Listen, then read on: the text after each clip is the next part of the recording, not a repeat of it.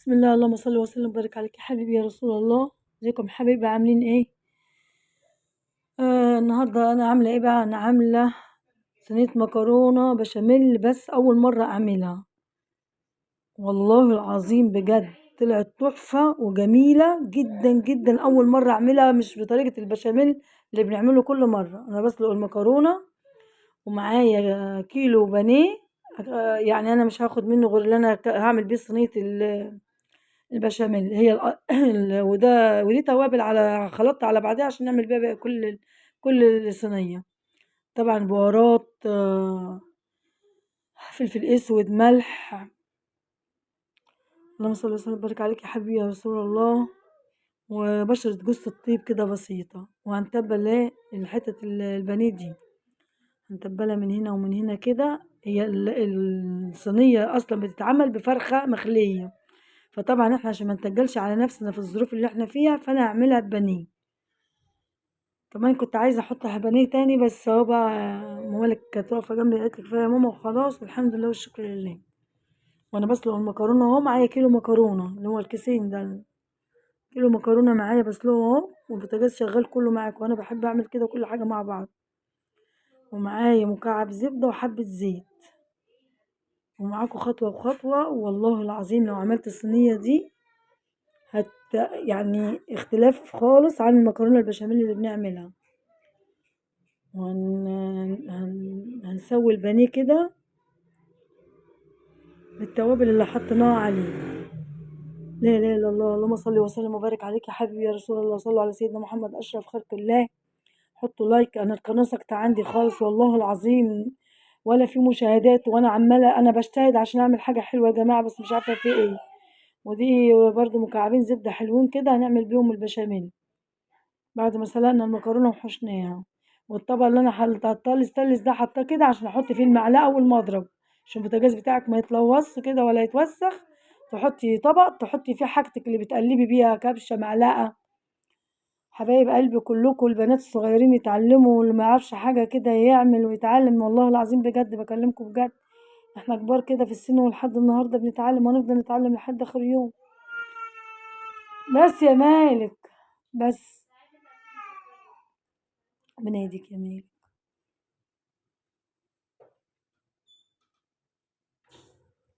بس كده، وايه هنحط يعني يجي 5 معالق دقيق.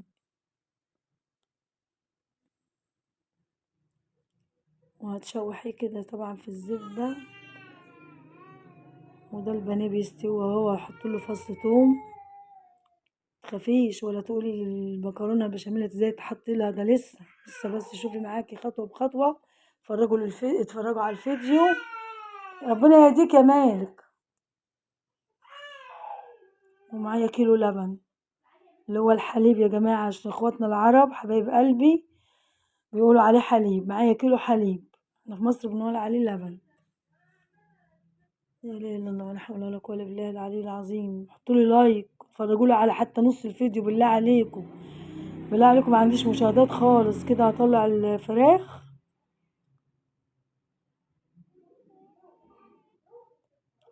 ومكان ما عملت الفراخ هجيب بصلايه مبشوره وهديها برضو تشويحه.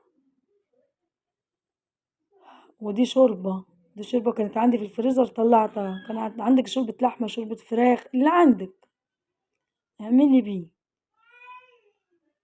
وهشوح كده ايه مكان تحمير الفراخ. هشوح البصلايه تاخد بقى ايه النكهه بتاع الفراخ.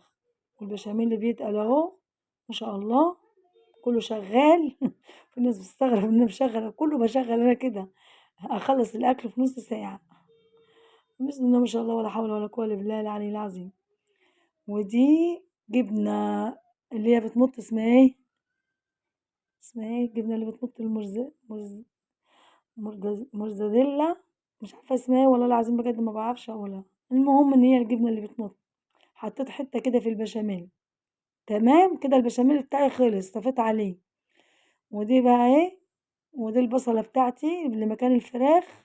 هحط لها كام ايه، احط لها حبه شوربه كده، 4 كبشات شوربه، 5 كبشات. دي باعمل ايه بقى هنا في البصل والحاجات الجميلة والبهاريز بتاع الفراخ وكله ده وحبة توابل من اللي انا كنت مخلطاها مع بعضيها. انا بعمل كريمة عشان احطها مع البشاميل للفراخ، خلت البشاميل حاجة تانية. انا كنت خايفة من موضوع البصل والثوم وكل الحاجات دي تتحط في البشاميل، واول ما تغلي كده احط فيها كبشة بشاميل، واحط فيها معلقتين قشطة، وحطيت معلقتين دقيق، معلقتين بس دقيق عشان عملية الربط حاجة بسيطة كده، بس المقطع ده ما جايش. معلقتين دقيق على الشوربة والبصل وكده معايا بقى هركب الصينية بتاعتي على بعضيها.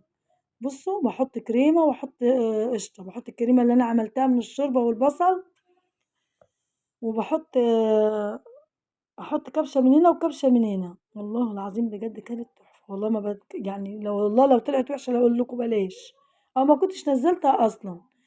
وهنبدأ برضو نحط على المكرونة المسلوقة نص تسوية طبعا، هنبدأ نحط عليها حبة بشاميل وحبة كريمة.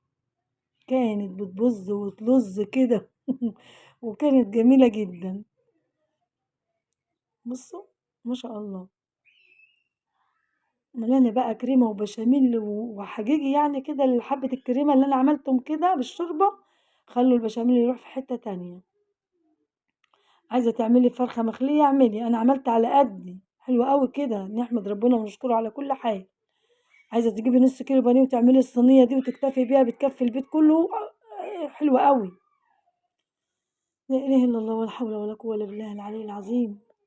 اللهم صل وسلم وبارك عليك يا حبيبي يا رسول الله، عليه أشرف خلق الله، عليه أفضل الصلاة والسلام. بس كده هنحط بقى برضو كده حبة كده، إيه ده؟ حبة بشاميل برضو،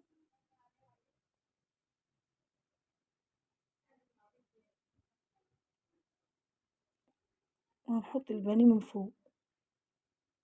عايزة بقى تحط نص كيلو كله هتبقى أحلى وأحلى كمان.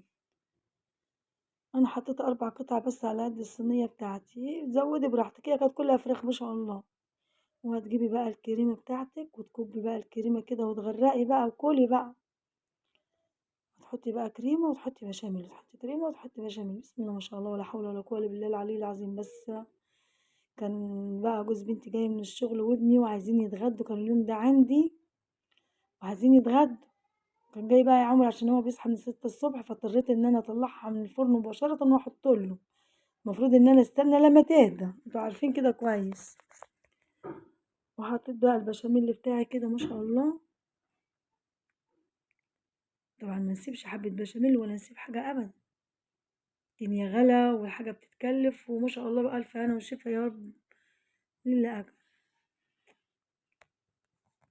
بس أروح بقى أدخل الصينية الفرن وطلعت بسم الله ما شاء الله، وأبو مالك يقول لي ماليش فيها أنا جعان، اضطريت إن أنا أغرف له وهي سخنة. هي كانت لسه والله. بصوا لو لاحظتوا إن البايركس بيغلي من الجنب أهو، فعشان ما تقولوش هي طلعت بسم الله ما شاء الله تحفة.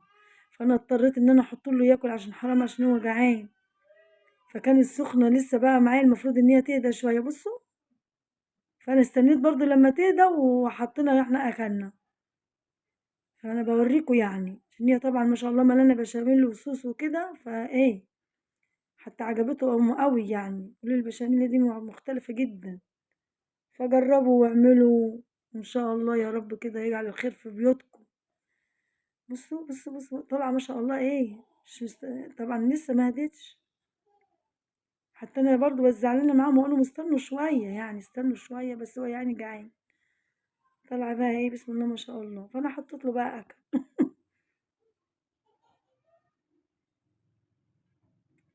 لسه سخنة مولعة، البشاميل لازم تهدى، عشان كده مش طالعة معايا قطع. لا إله إلا الله ولا حول ولا قوة إلا بالله العلي العظيم. جربوا بقى صينية البشاميل دي. بصوا بقى لما هدت، بصوا لما هدت ما شاء الله. حبايب قلبي كلكم، شكرا ليكم.